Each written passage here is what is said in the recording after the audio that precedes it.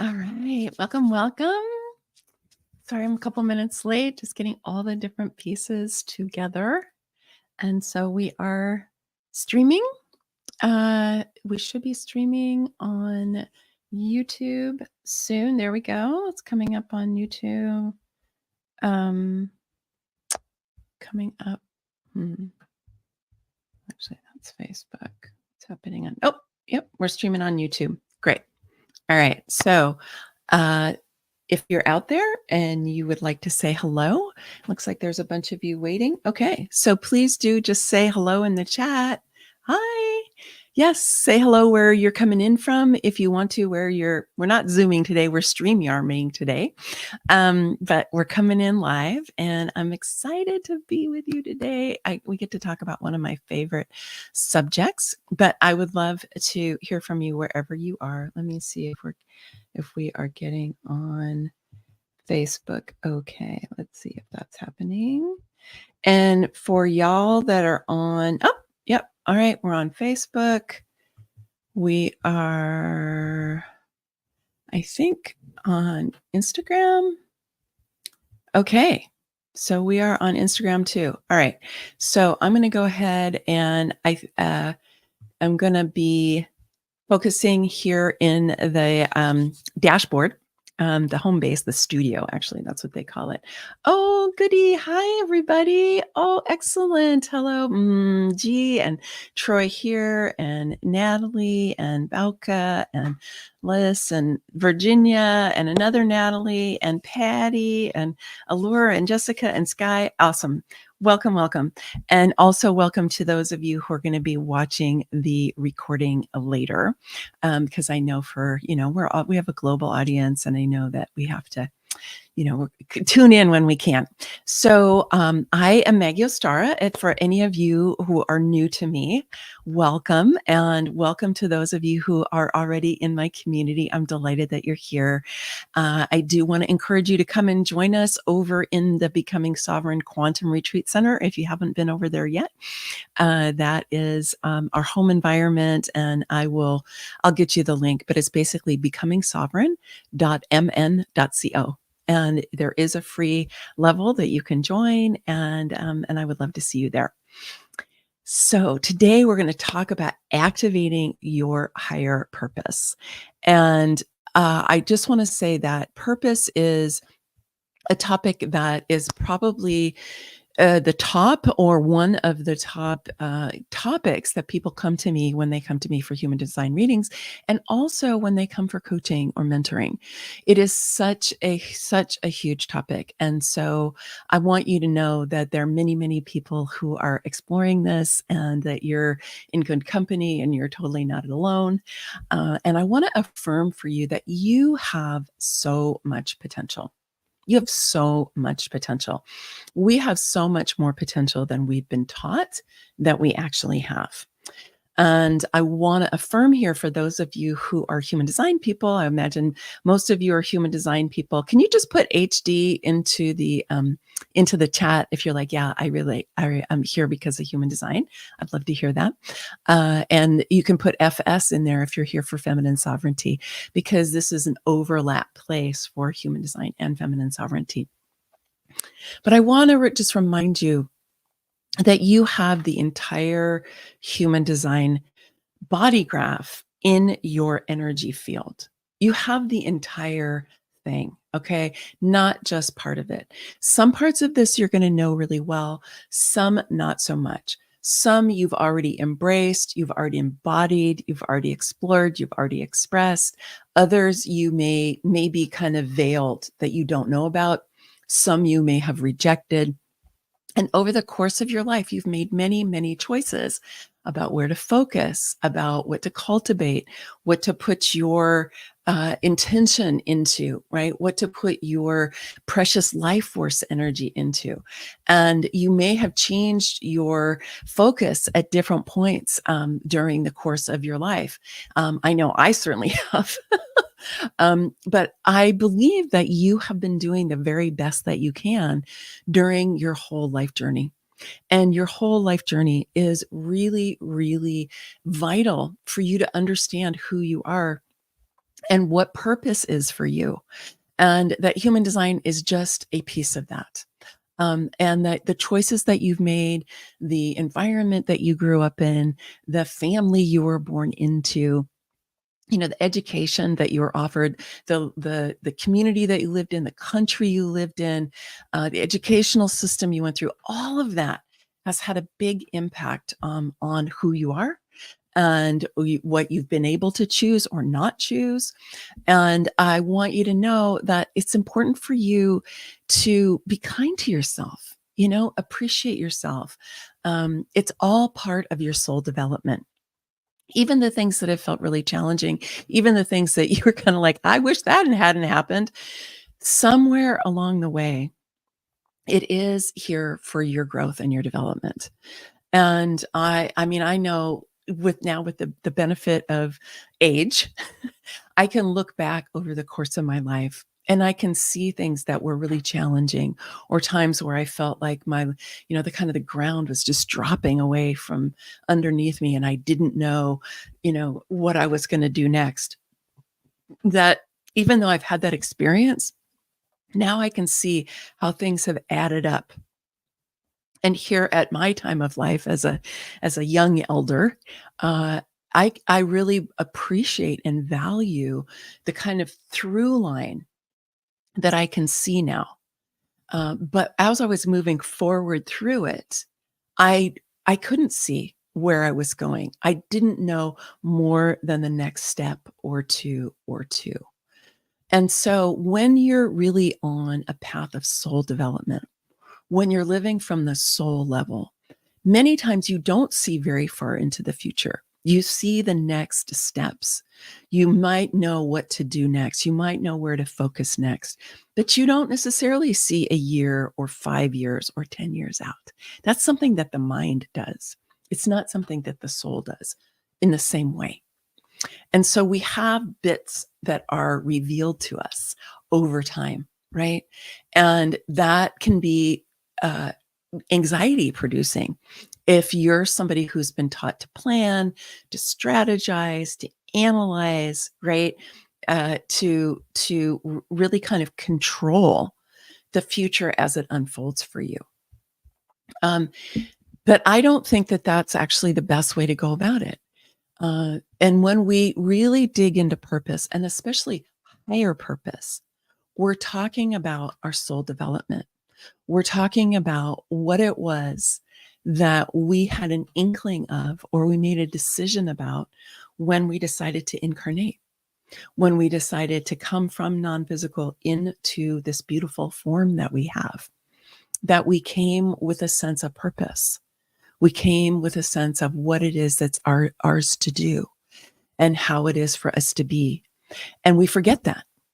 Once we've incarnated, once we're here on the physical plane, and especially after we're about 5 or 6 years old, we forget all of that. And so then we're in a deep state of exploration. And many times we have a lot of conditioning that tells us who we should be and how and what we should do in our lives. And we get to grapple with that. We get to work with that.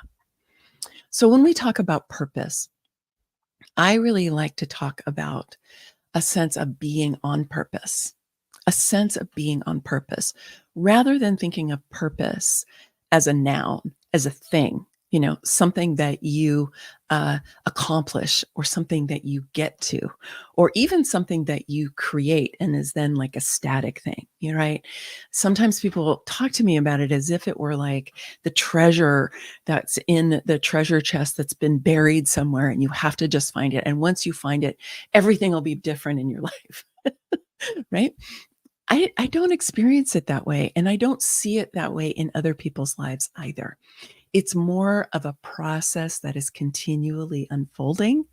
And it is something that can lead us into our future.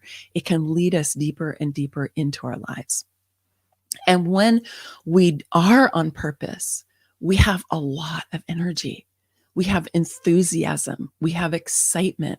We have joie de vivre, right? We have joy in life, even when it's challenging, because there's this kind of fuel that comes to us from the soul level, because our soul is really enthusiastic. It's delighted to get to explore the earth plane, even the challenges. And so the best experience of purpose, in my view, is when we are able to tap into that soul level, when we're able to tap into the guidance that's coming from our inner being. And that often speaks to us, not in words, right? Sometimes in images, sometimes in sounds, but often in feeling, in a felt sense and an emotion. And so, love the definition, old definition of enthusiasm, which is what makes the God within you dance. What makes the God within you dance? I love that, right? So this is what you want to be looking for when you're leaning into purpose and you're wanting to be experiencing more purpose in your life. And what's awesome about that, obviously, is that when you have that, you feel great, right? You want to get up and engage with your life. You want to get going. And so that is what we're looking for. Now, I do want to share with you a few things that get in the way and a few indicators that help us to understand this a little bit more deeply. But before we go there, I want to distinguish between purpose and contribution. Purpose and contribution. And I want to mention, I'm just going to grab this. Hold on. I want to mention that I have a whole chapter, a whole pillar in my book on feminine sovereignty. Pillar number 5 is about purpose and contribution, and they're not the same. So purpose is a feeling. It's a state of consciousness. It's a deep sense of desire that comes from in. It's more about the self, okay? It's about what lights you up.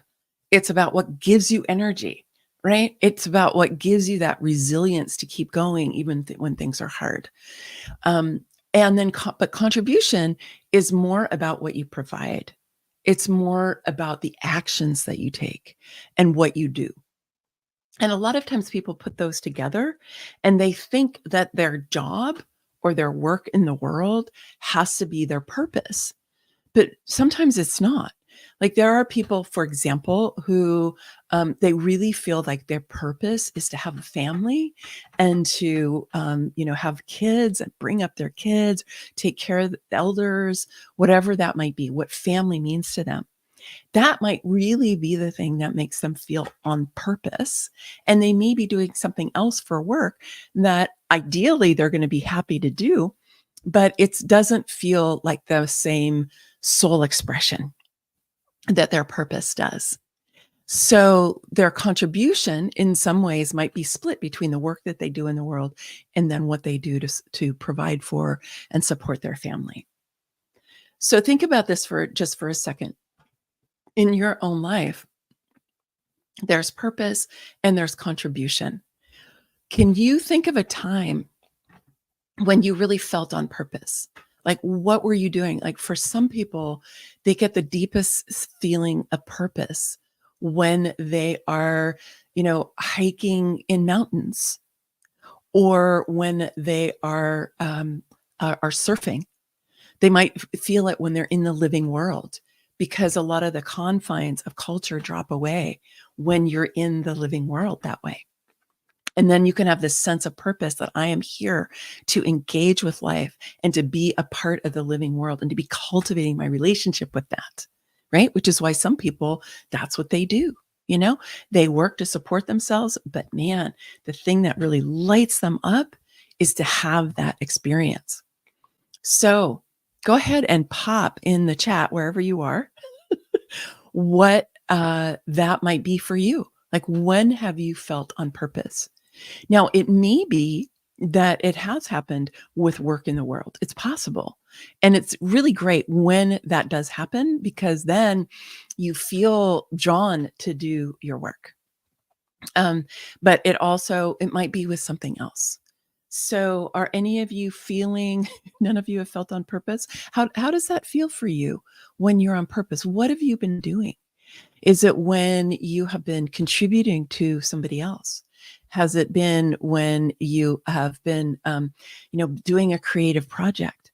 Has it been when you've been engaging in life in a certain way? What might that be about for you? Mm. So think about that. Pop it in the chat. Let me just see if there's anything coming in over here. Okay, there we go. Okay. All right. Well, you can think about that for a minute, see what we come back to. All right. So, what I'd like to do is just share with you a few slides. Uh, okay, here we go. Yes, gardening, being in nature, out in nature, creativity, connecting with people, mothering, spending time with young children, right? Having a transformative conversation with someone, being of service. Yes, beautiful. In community, at stance and performing on stage. Yes, beautiful, right? These are times when you can really feel like you're alive. I love this about dance, right? Because I've been dancing my whole adult life, more or less, and I feel really alive when I'm dancing. And I feel like there is a purpose that has to do with my embodiment, right? Like I'm here to embody. I'm here to be here on the earth plane. That's part of my purpose, right? So one of the things that you may have heard in a human design context is that you're here to be yourself, right? You're just here to be yourself. And that can be great, right? The thing is what does that even mean, right? What does it mean to be yourself? And one of the things I love about human design, and we're going to dig into this just a little bit today, and in the workshop that I'm doing on April 13th, where we're going to have a deep dive, it's very experiential, 3 hours, we're going to really get to go for it. Then I'll walk you through a 3-step process that you can use to identify in your human design and work with that. And we'll get a chance to coach with that as well. So let's see, learning, teaching, mothering. Yes, honestly, it sounds super humble, but I love taking care of my home. I love decorating it, making it beautiful and cozy. And I love the meditative routine of keeping it clean. It's part of my everyday. I love that, right? Like being in relationship to your environment, creating beauty, um, feeling creative about it. I mean, whoever said that wasn't important, Okay, we're going to get to that in a minute. And then C. Brown is, I have an online coaching business. I feel that my purpose is what resonates for me to share, teaching strength, meditation, showing others how to evolve spiritually. Beautiful. Yeah. Awesome. Okay. So let me just see if we've got, what's going on over here. Nope, not quite yet. All right. So let's go ahead and take a look at these slides. Give me a second here. Okay.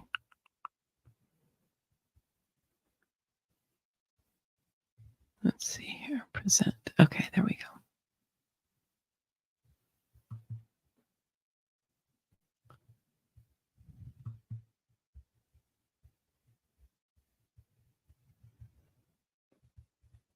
Hold on just a second, you guys. Okay. Let's see. Let me do it this other way.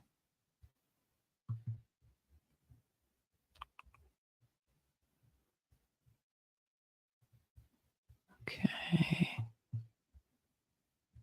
And I just want to share this piece. Okay.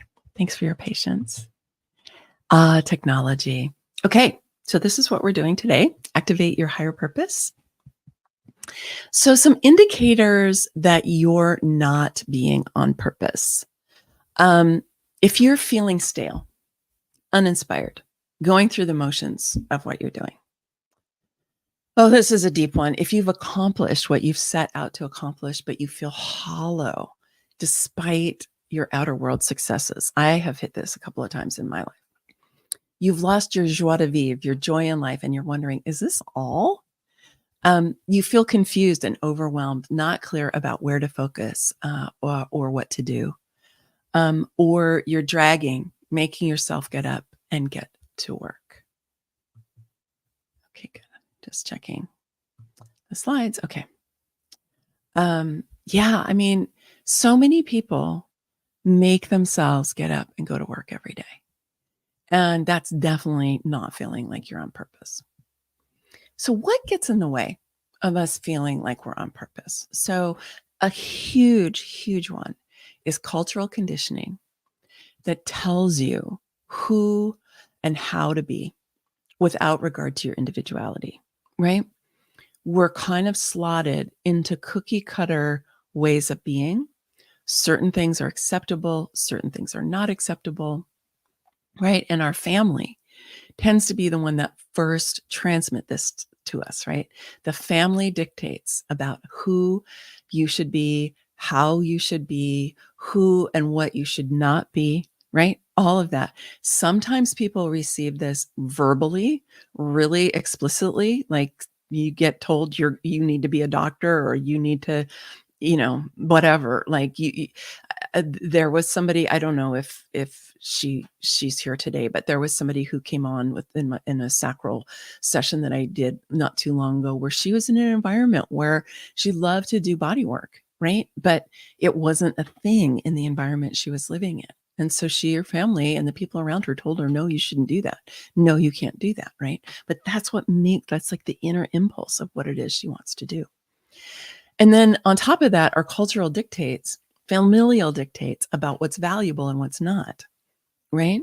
Like if you're told, for the person who was just sharing about how much she likes to beautify her space and she likes to make it feel really welcoming and she wants to be there, like culture says that it's not valuable, right? But it is.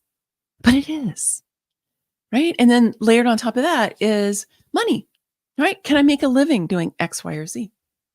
So many people won't even consider spending their time or energy or diving into something that they feel drawn to, they feel excited about, because they're like, well, I can't make money doing that. And one of the things I've seen over the years is you'd be amazed at what many people can make money at. You'd be amazed when they believe it, when they explore it, and when they get the help that they need to know how to do that. And I also said earlier, it's not like your purpose has to be the thing that you do to make money with. And yet so many people throw out things that would give them a sense of purpose and give them enjoyment in their life, make them feel alive, because they feel they can't make money doing it, or it's not their job. And then left brain dominance. Left brain dominance. We are so enculturated into this, right? So that we're constantly analyzing, strategizing, planning, doing all of that. But that part of our intelligence, it's only 30% of our intelligence. Our right brain is another 30% of our intelligence. And it is creative, it's embodied, it's experiential. It likes to engage with life, right? It's really about experience. It's not about planning and strategizing. It's a very different form of intelligence. And then, of course, we have the knowing circuit, which is all about our intuition and our inner knowing. So when we allow ourselves and when we train ourselves into left brain dominance, which most of us have, I certainly did for many years. Most people I talk to who come for readings and mentoring have been trained into this. So if it's true for you, you're in good company. But it impoverishes our experience because we have so much more that's going on than that. So you may recognize this image. This is Maslow's hierarchy of needs. And I bring this up here because we have certain needs that take priority. It's about kind of priority. So physiological needs, breathing, food, water, sex, sleep, homeostasis, and excretion, right? These are basic biological, physiological needs. If those needs are not being met, your purpose is to get those needs met, right? If you're living in an environment, if you've been in obviously a war or an environment of conflict, or if you've been in a place where there have been, earth turmoil, like the place where I live. Fortunately, in the last couple of years, we haven't had it too much, but lots of wildfires, right? And there are people who, they've lost their homes or they're afraid of losing their homes. And what's really interesting to me is in a situation like that, people who otherwise can be in conflict, like politically or culturally with each other, if they are neighbors and they see a fire coming, they help each other. Then the purpose is, how do we help each other, right? How are we going to do that? This is where we go into safety, right? Safety of these different elements, our body, our family, our health, our property, our resources, our community. And so things get really stripped down when you're in a place where these fundamental needs are not being met and they have to be met. Okay. That will influence your ability to connect with purpose. Then if you go up from there, love and belonging. Okay. Once we've got those kind of basic needs met, we feel safe. We've got the resources we need to come in so that our biological purpose of survival, because that's our biological purpose, is to survive, ideally to thrive. When we have that handled and we feel safe, then we can expand out. And so this is where we can start moving into greater and greater stages of purpose and of contribution. But there are different kinds of purposes, right? So the biological will take precedence if those primary needs are not met. And that will take all of your resources to survive. Communal, how is our community going? How are the people around me, right? What's happening there? How do I feel what's my purpose in my community, right? And in Indigenous cultures, they place generally a more priority on the community. What does the community need? What is my purpose in this community? How can I feel on purpose when I'm relating to other people? And individual life purpose. This is where we get focused really a lot, especially in human design and in the kind of focus on individuality that we've been living in a lot. But there's this dynamic between the cultural, or the communal and the individual. And a lot of times people will look at this individual life purpose as what they do for work in the world. But as I've been saying, it doesn't necessarily have to be that. Then there's the spiritual purpose or the higher purpose.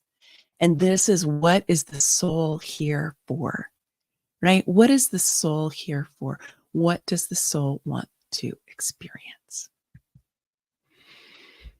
Now, if we bring all of this larger context into a human design context, I love the mandala. I always like to show it. So you have the entire human design body graph inside of your soma, as I said earlier, right? Inside of your energy field. What's unique to you is where the planets are. And you can see here that there are planets in the different gates as you look at this mandala, right? So there's 3 activations here, 2 here, 2 here, right? And this means these are bigger themes for this person, right? Because that's what's showing up. This is how definition, or what's colored in on your chart, is created. It's by where are the planets in the different gates the moment you were born and 88 days prior. That's what creates definition. So definition in your chart is what you have ongoing, ready, reliable access to those energies. And typically a consistent and sometimes even fixed way of experiencing them. And it doesn't mean you can't change it. If you're working in the lower expression or the shadow expression, you can change it. But it's relatively consistent for you. And then the parts of your chart that are white, you've experienced all of those thousands and thousands and thousands of times over the course of your life.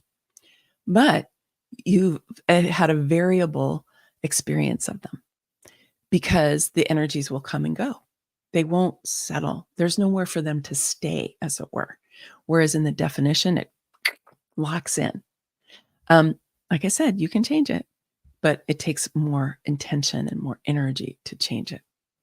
So we have all of this. And you probably have focused on the definition as thinking that that is your human design. And on one level, kind of the elementary level, that is true. because this is the energy that you're going to be experiencing and you're going to be broadcasting without any conscious intent. You're just going to do it because that's just how it is. That's how this energy works.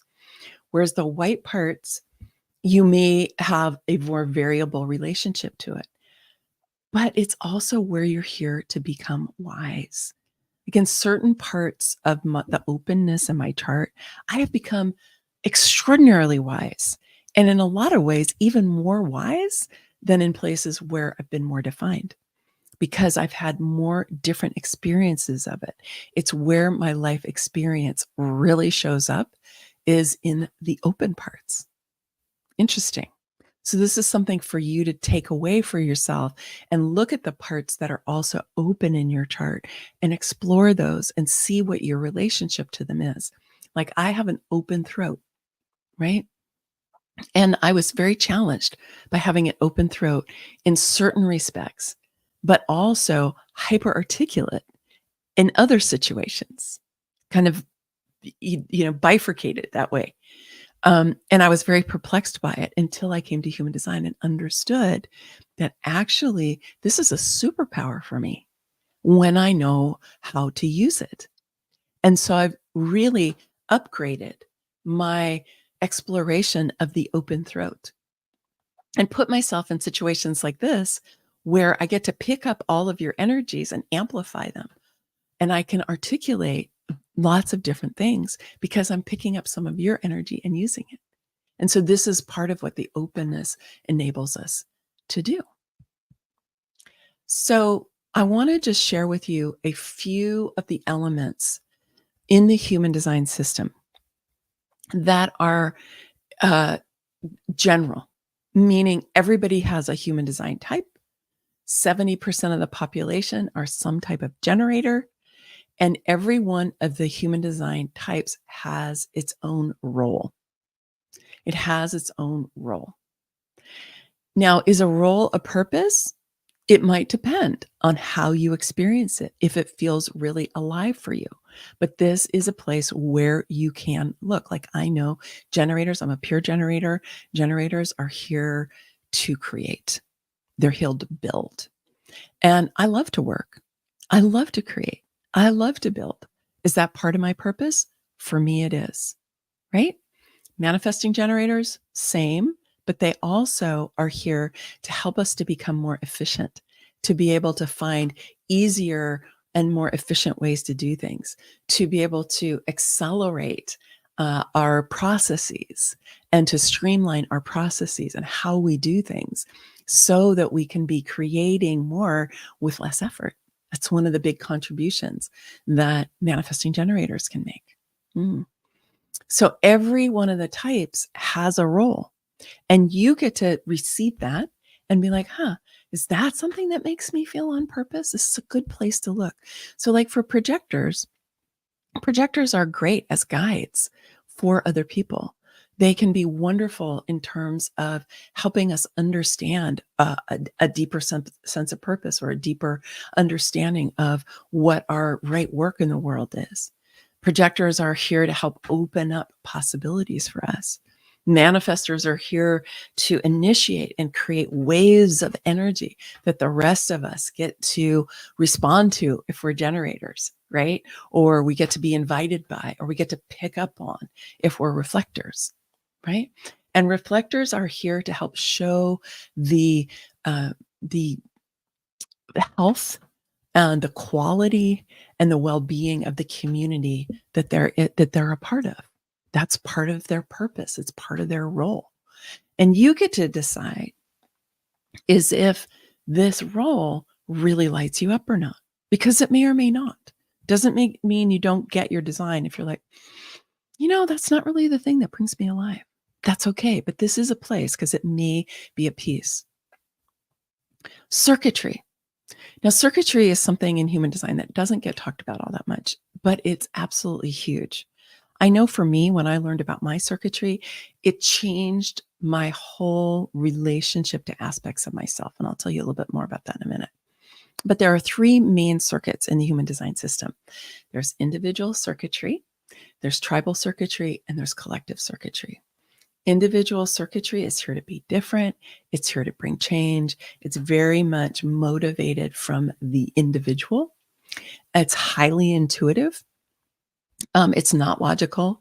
It's not analytical. It isn't any of those things. It's very much about this kind of inner impulse. It's where the evolutionary impulse of humanity runs through the human design chart, is in individual circuitry. Tribal circuitry is about family. It's about our relationships. And there's a couple different levels. There's the family, the close in part, and then there is uh, the way we do business with each other, the way we bargain with each other, the way that we make deals, the way we make agreements, the way we make contracts, the way we know who we are as a people. That's all tribal circuitry. Some people are really relate to the tribal energy. The person who said that mothering really felt like her being on purpose, probably she can look. How much tribal circuitry does she have? And then collective circuitry, which has to do with bigger things, has to do with organizations, government, companies, things that are, infrastructure, just bigger things. I had a conversation with a friend of mine recently, and she has so much more collective circuitry than I do. I have a lot of individual circuitry. And I was sharing with her about how she really has this kind of desire that she wants to be able to express in a relatively new community that she's in. She's been there for 4 years. And she really wants to see, she has this drive to help want to bring some things together that are not connected inside of her community. And so the inner drive is to want the community to upgrade itself, for the relationships to be able to, some tribal energy in there too. But her first impulse was to do this through a system that was already created, which was her neighborhood improvement organization. Right? That was her impulse, because she's way more, she's collective. Right? I said to her, well, you know what? You could just convene a meeting and just have people start talking to each other about what you're talking about. And she was like, that never occurred to me. And I was like, yeah, because I have individual circuitry and you have collective circuitry. So it influences how we relate to life and how we're going to express our purpose and what our contribution is. So here I'm just showing you. So when you get a chart like this is where the shows all the circuitry. So this is my chart. And you can see, like, the individual circuitry for me, it's like off the charts. When I discovered this about myself, what I realized was, oh, I'm not supposed to fit in, right? I used to feel like, why do I always think so differently than everybody else? Why is it that I, want to create things that other people are like, I don't quite know what that is, or I don't quite know how that's going to work. Right? It's always been that way. One of the reasons I left the academy was, even though there's a certain amount of freedom in the academy, there's also a lot of ways that you're supposed to fit in. Like, you're supposed to do things a certain way. I just wasn't like that. So I ended up having to leave, because I just thought, I can't be myself and be here. And I've, for a long time, I thought maybe that was a character flaw. Maybe there's something wrong with me. Maybe I can't fit in. And then when I did realize it, and I was like, oh, actually, I'm here to be different. I'm here to be receiving those intuitive hits that I get, and to be bringing them out more into the world, and to be supporting people through that. It's why I got drawn to human design. It's why I created feminine sovereignty. These are really leading edge uh, uh, wisdom traditions, if you will, that are now gaining more understanding. But I'm always drawn to the thing that's kind of on that next leading edge. So when you look at your circuitry, it can help you. And we'll do this more in the April 13th event that we're going to do. I will guide you through some of these pieces with type and circuitry, and then incarnation cross. Because these are good places to start looking for how human design can support you with your sense of purpose. So your incarnation cross is your conscious sun, your conscious earth, your unconscious sun, and your unconscious earth. Sometimes they get called different things in different printouts, but this is basically where it is. Again, this is my chart. So this is your conscious sun, your conscious earth, your unconscious sun, and your unconscious earth. So these four gates make up your incarnation cross. And some people say that your sun is like your sun sign in astrology, right? Where your conscious sun is like 70% of your chart. You get to decide if you feel like that's true or not. I don't know if I think that's true for me, but for me, the circuitry was so huge for me to actually embrace a purpose of mine and contribution on another level. So this is a place that we'll be looking in the on that April 13th event. So let me just tell you about it, and then we'll open up for some questions and reflections. So be gathering your questions and so on, and you'll get to ask questions about this as well. So this is a 3 hour, it's a half day. All the morning is from 9 to 12 Pacific time on the 13th. And we're going to go through, let me just pull up my little, oops. Anyway, I'll tell you more about that in a minute. We're going to talk about three keys to your human design. So we're going to look at some of the things that I just shared with you. We're going to do some energy practices that are going to help you to remove some of those blocks. So when I was talking about the indicators and the things that are in the way, a lot of times being in that left brain dominance will make it difficult for us to actually feel what's true for us because we're so in our heads, right? And when we say in our heads, what we really mean is we're in our analytical mind. And sometimes it just starts to spin, spin, spin, because the analytical mind doesn't actually know how to make a decision. You probably know in human design, we don't make decisions, right?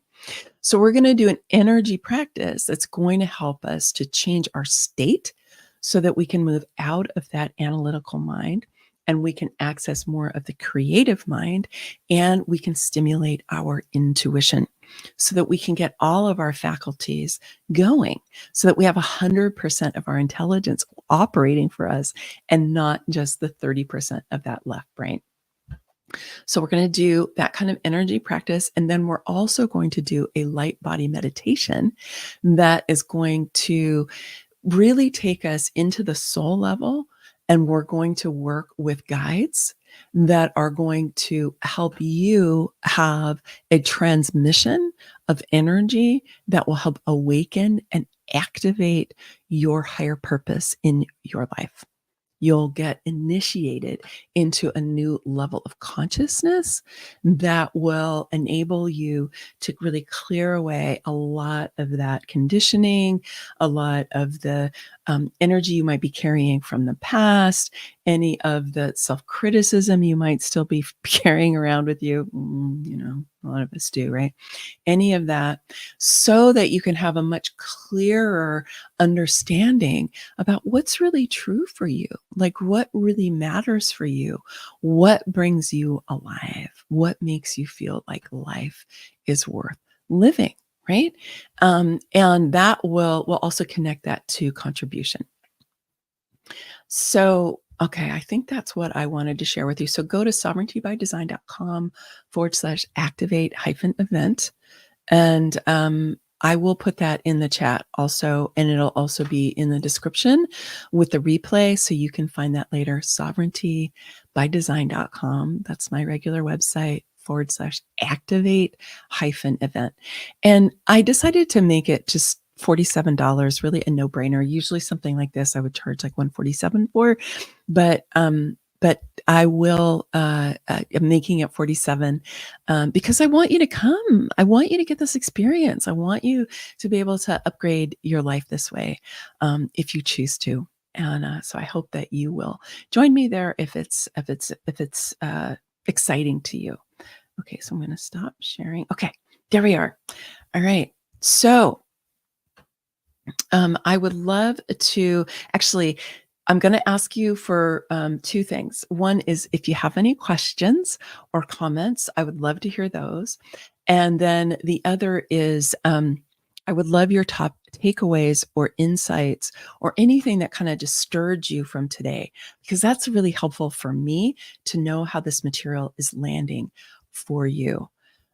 While you're getting that together and while you're popping in the chat, I am going to pull up, hold on. I want to give you a couple of examples from people who I have worked with about how this purpose piece can work for you. So, I had somebody who came to me for a reading, young woman. She was about 28, 29 when she came, and she was working as a nurse. And so she had created a good job for herself. She was doing fine financially. She liked that, felt good to her to be stable for herself. And she but she didn't feel satisfied. She was like, "Yeah, I can do this. I'm pretty good at it. Mm, I like the stability. I like the income."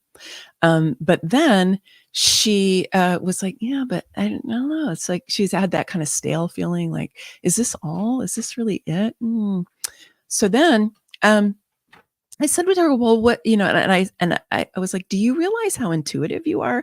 Because she had so much of the knowing circuit, like it was off the chart. Really, it was like more than mine. And I was like, "Do you know how intuitive you are?" And she kind of looked at me and she was like, "Well, yeah." And I'm like, "Okay." And so, if you were get to actually, what does your intuition tell you? I'm like, if you were to use your intuition more, what might you want to do? And she looked at me and she was like, "Well, I really like to coach people. I really like to help people. I feel like my intuition helps me really see what's going on with them, and that I'm good at guiding them. I'm good at helping them see the things that are in their way. I'm good at actually helping them to move the things that are in their way, to move those things out of their way. I'm good at helping them see a different picture." And I was like, "Wow, well, why don't you do that? That sounds great." And she was like, "Well, when I was younger, like early 20s, she was like, I really didn't think that that was going to be good for me. I actually was kind of made wrong for my intuition. I had people around me make me wrong for my intuition. They didn't like it. And so I stopped. I actually kind of squelched it and I stopped. And I said to her, "Well, maybe that's because at that time you were young, you didn't really maybe know how to share it or what to share or what time to share." She goes, "Oh yeah, definitely. I used to just blurt things out to people about what was going on for them." I was like, "Yeah." I said, "But if you imagine that you get some training and you get some experience that you could do that." I said, "What do you think?" She was like, "I so want to do that." And I was like, "Please do." So that's an example. She got trained into left brain dominance, right? Being a nurse, science, lots and lots and lots of science, but she wasn't using her gift. So that's an example. There was another woman, she came, she was doing real estate.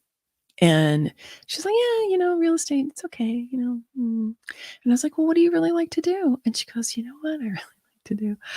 I like to help people get homes that are right for them." Like recently my brother wanted to buy this home and I went and I took a look at it. I was like, "No, that's not the right house for you. No, definitely not." And then she went and found him another home that was the right home for him. So for her, the purpose was wanting him to really be in the right home. And she actually did it for a couple of her friends too. And I said, "Well, why don't you do real estate?" She was like, "I don't know. It never occurred to me that I could do real estate." She had some kind of inner block that she didn't even know was there. And I just said to her, "Well, does it light you up?" She goes, "Yeah, it's what I do in my spare time." And I'm like, "Well, that is something you can make money with." So she went off to go do that. Then another kind of example, and then I'm going to come to questions. So pop your stuff in there, comments, questions. Is I have a friend who at one point I was helping her with her work in the world, and she just kind of looked at me and she said, "You know what, Maggie, because she was wanted to leave a company and she was looking at another company, and she said, "Maggie, look, I work for Mother Earth. That's what I do. My purpose is to support Mother Earth, and the company can change. Doesn't really matter, because it's not about the company. It's about me doing the work for Mother Earth." Isn't that awesome? So she's done other different interesting kinds of things, but it's always about like organic food, or it's about regenerative culture. It's about how we, work better with the earth and so on. Like, she worked for a gourmet mushroom company. She's now working for a fermenting company. They create sauerkraut and kimchi and things like that. right? So for her, it wasn't about the company. And I think this is really important when we look at purpose to not think it's your job, because if you lose your job or your job gets stale, then you might think that I don't have purpose or my purpose has gone away. And what you might want to think about it instead is, what made me feel really alive while I was doing that job? What was it that brought that out in me? And how can I find that? How can I invest in that? How can I explore that more? Because you also want to be able to change over the course of your life. Like for me, I've done lots of different things. You know, I think I think that's part of my individual circuitry, because I'm always kind of that leading edge of the 28, always on that leading edge of consciousness. It's like, what's next? What's next? What's the next new leading edge thing? It's part of my circuitry. It's part of my human design. It's part of who I am. And when I embraced that, it was like, oh, I didn't waste any time going from this thing to this thing to this thing. I actually was exploring and doing, the next thing that spirit was bringing to me. Sometimes the times in between are challenging. So if you're in an in-between time where something you've been doing and something you've loved maybe has dropped away, or maybe if you're like, I've never really fully gotten the on purpose thing, I really want that, it can be hard. I totally get it. But I want you to know that when you can tap into yourself on the soul level, you can get connected to your purpose. And that's what we're going to do in that April 13th workshop.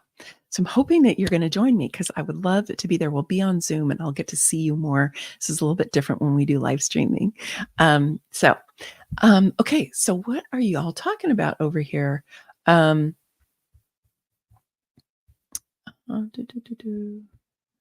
See, we read those. Okay. So Kristen is saying, I love this. Thank you. I have many open centers. Yeah, we can become very wise in our openness. I know a lot in traditional human design. Some people really talk about it as your liabilities. Your where you are is really liable, but I think of it as a place where you get to be really in your power and you get to explore. And you get to become wise because you experience those energies so differently over the course of your life. Like I know also I have an open emotional solar plexus, and I've spent a lot of my adult life learning about emotions. Again, there's another whole pillar on emotions and feminine sovereignty, because I have spent so much time really exploring and learning about emotions. Okay, so let's see. So Braun says, my incarnation crest is such that I'm a sleeping phoenix, intrapersonal, and makes me an introvert. Okay, great. Sounds amazing. Trey, if you're working on the 13th, it will be recorded. So some people work really well with recordings. Some people don't. Totally up to you. But it will be recorded. So if you do register, you'll get the recording of that. Patty says, helpful to see that HD allows you to look at different aspects that can guide you to identify what lights you up. Yeah, exactly. And unfortunately, I think a lot of times human design is taught as if your definition is the only important part of your human design. But the truth is you have the whole human design body graph in your system, right? It's all there. And so you don't need to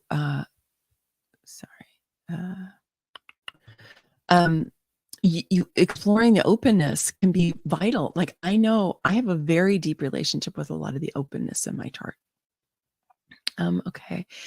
Our Ariana asks, can you activate your purpose only when you are aligned, even if you learn what it is from human design?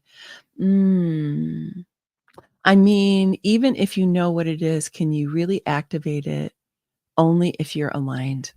That's a great question. I would say that your experience of it will be completely different when you're aligned. And so can you activate it? It's an experiment.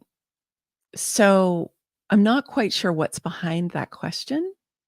I'm I'm not sure what's behind that question. Ariana, if you want to say anything else that would help me know what you're really wanting to get at, because here's the thing, everything I do is about getting you in alignment, you know? And when we're not in alignment, we often don't feel very good. And we often feel like something is off. We don't really feel like ourselves. We kind of feel like, what's going on? And so when we get in alignment, we get the inner direction. We have that sense of being on purpose, right? So hope that answers your question. Okay, Maria Grace, how do you find your circuitry? Well, you dive deeper into your human design. There's many ways to find that out, Maria. And I'll tell you, I'm going to share all about that in the workshop that we're going to do on the 13th. But you can get a human design book, look at the circuitry, and then look at your chart and see what you got. So that's one way to do it. I mean, the kind of chart that I showed you, I give to everybody when I do readings for them. So, if you get a reading with me, then you'll get that version of your chart. Okay, if your purpose is not your job, but what resonates with you, which could start out as a hobby? Absolutely. hmm Yeah, totally can start out as a hobby. I mean, there are people who transition hobbies into work, right? That definitely happens for people. So, but it doesn't have to, right? Some people are totally content having a job that they feel like they can go, they can do the thing, they can be providing service, and then they're like, I leave and I'm done and I'm ready to I'm going to do the thing that lights me up more. I think that in the last, I don't know, 30 years or so, more and more people have been really looking at how do I create purpose and experience of being on purpose through my work in the world. But in the past, people didn't really think that way because especially if you go back historically, even like 100 years, people were like, I just got to get a job. I got to feed my family. Like that was more the way we're thinking. Purpose is actually a relatively recent thing that we've really dived into in the last 30 or 40 years. Okay, and Jessica says, my takeaway, there is so much more to purpose than what you do for money. Exactly. Also, I've never considered soul purpose before. This conversation took pressure off me that I haven't found my purpose.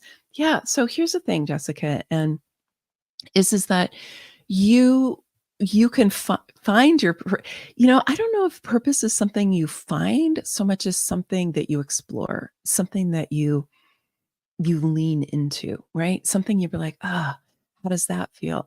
How does that feel? How does that feel? Right? It's more like that. And you keep going for, oh, that feels really good. That's pulling me forward into the future. That is calling me, right? It's more like that.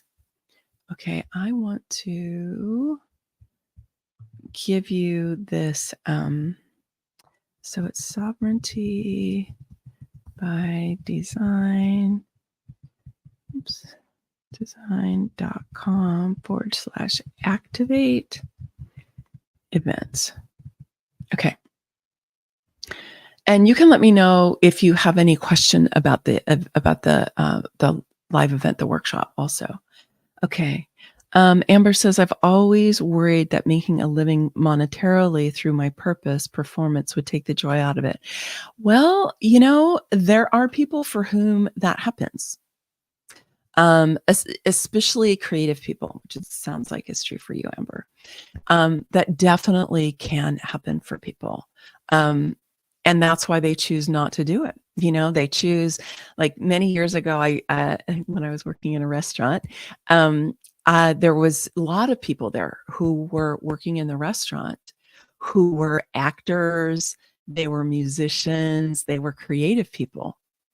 But they were working in the restaurant. It was a fun restaurant to work in. We made good money. You did get tired because it was hard work, but they were totally fine going and doing that so that they could do this other thing, because it took the pressure off of trying to become monetarily successful doing that creative work. Yeah. And that's why I say that doesn't mean that your creative work isn't your purpose, because you're not doing it for work. So everybody has to find the thing that really suits them, right? That really brings them alive. Okay, and Mary says, I'm in the in between. I had found the thing that lit me up and it coincided with my job. Now I can't do that job anymore and don't know how to use the thing that lights me up, law, without it. Mm, mm. Yeah. Well, I have had that. Like, I know, when I was in graduate school and then when I was a professor at Columbia, I felt very on purpose for quite a while until I didn't, until I started to feel too confined by how the academy works. And then I was just like, I can't be here anymore. I don't want to do this anymore. Um, and I was in that in between. And it took a while, Mary. Um, and so you're saying that doing law lights you up. So one of the things I might suggest is just to look at what is it about doing the law? Like, what is the sole purpose behind the law that's lighting you up? Like for me, when I look back in my life, the thing that is the through line is transformation into higher consciousness. Transformation into higher consciousness. I did it in my own way as a professor. And over the last 25 years since I left, I've done it in lots of different ways. But it's always been about that. But I have the benefit of looking back, right, Mary? So you might look back and be like, okay, so what is it that when I was doing law, what was I doing? What kind of service was I providing? What was happening with people? What part of me was alive? And then just see. And Mary, depending on your human design type, you can also be asking the flow of life, right? This is as generators, any kind of generator, manifesting generator, pure generator, we're asking the flow of life. I wonder how I can be experiencing this feeling that I love of being on purpose in my life now. How can I do that? I did it in this form before. That form has not gone away. Is there going to be a new form? Is there going to be a new way of doing it? Because that's what you're looking for, right? Yeah, hope that's helpful.